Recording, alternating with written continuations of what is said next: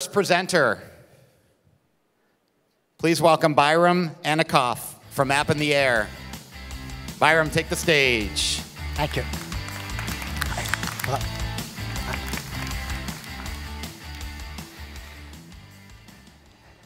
So one guy once told me that there are two things about building new products. The first thing is when the product works, and it works for you.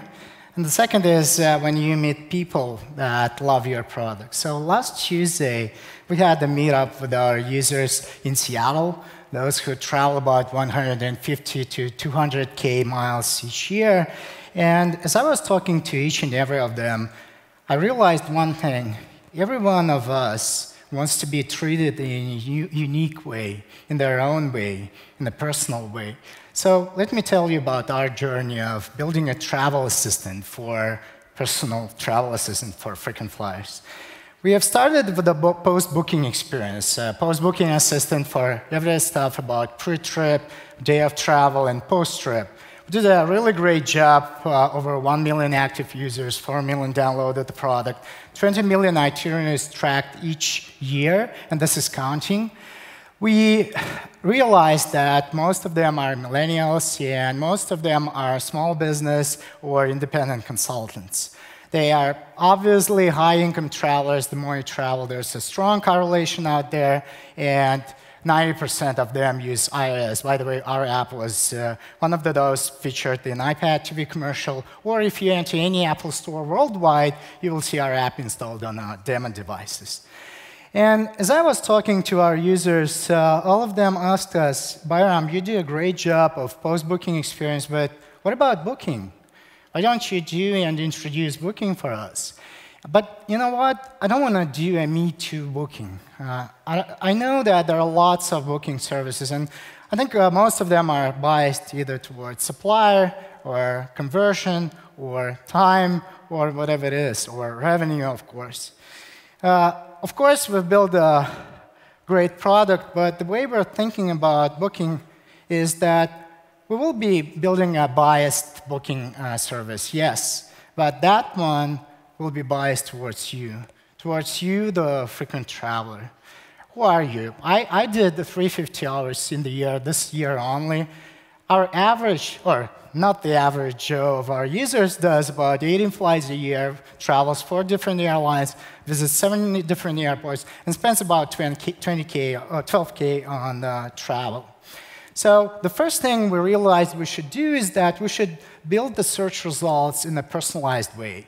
We learn about the user's travel preference, and we tailor the search results. For instance, if I prefer American, I'm an AAdvantage member, I prefer to fly out of SJC early in the morning, I should see that kind of search results when we do that. So how do we do that? In essence, we take your itineraries that you have done. We have 5 years of information about the itineraries, and then we apply math, or should I say machine learning, to actually reconstruct your individual travel preferences. Then we use those travel preferences to tailor the search results towards you. For all those quants out there, a couple of math formulas, I'm sure you will get those. But again, in essence, taking itineraries, learning about reconstructing your decision-making process, and tailoring the search results. What's even more important is that as you interact with the interface, say you filter by world alliance, we'll learn about you and we improve our knowledge of you the same way Netflix or Amazon does to make a better job of personalizing the search results later.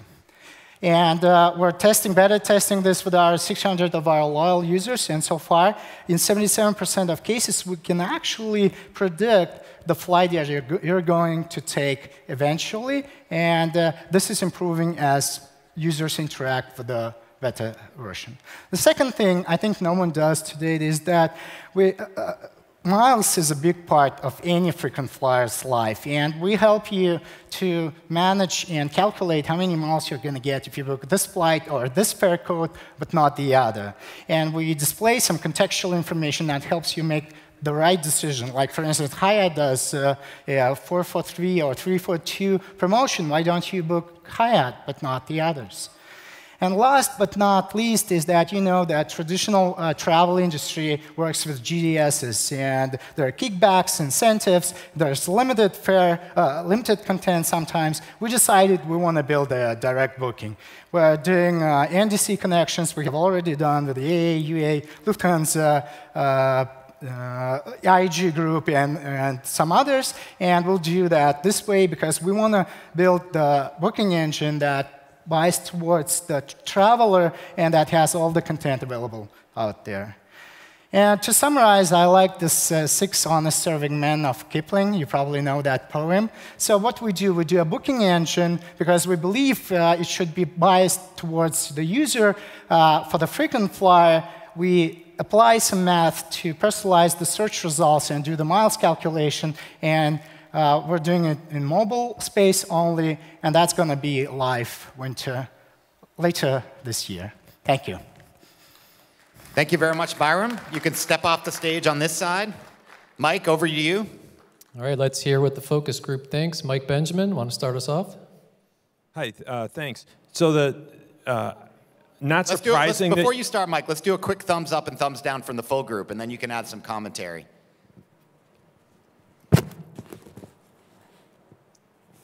Looks like almost half and half, Mike. Yeah, I think that you've built a great app, and it works well for what it does. And stretching that into bookings, I fear, is tackling a really big problem that you'll only be able to do partially well.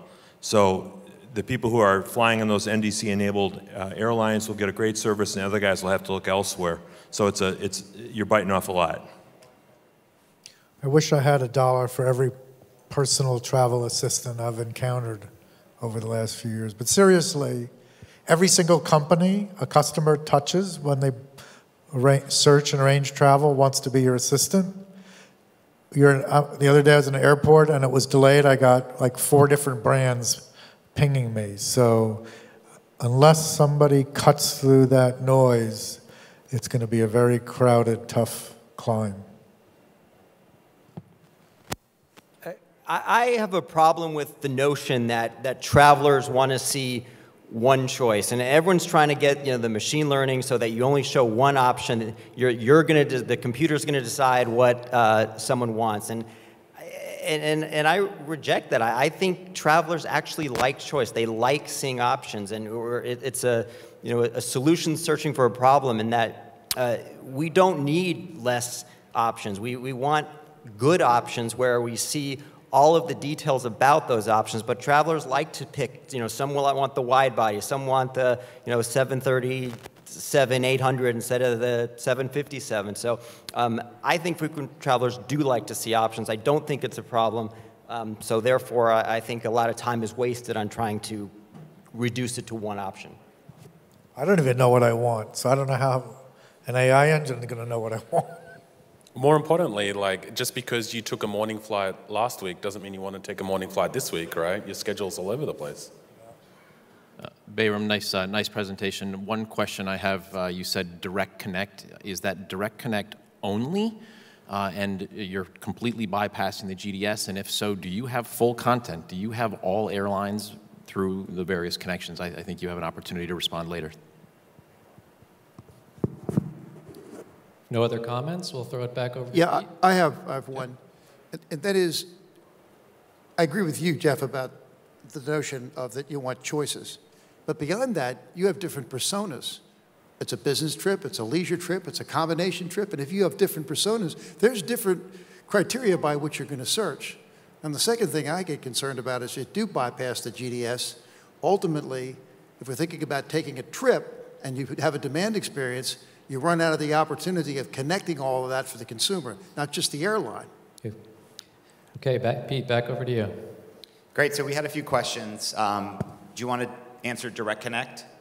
Okay.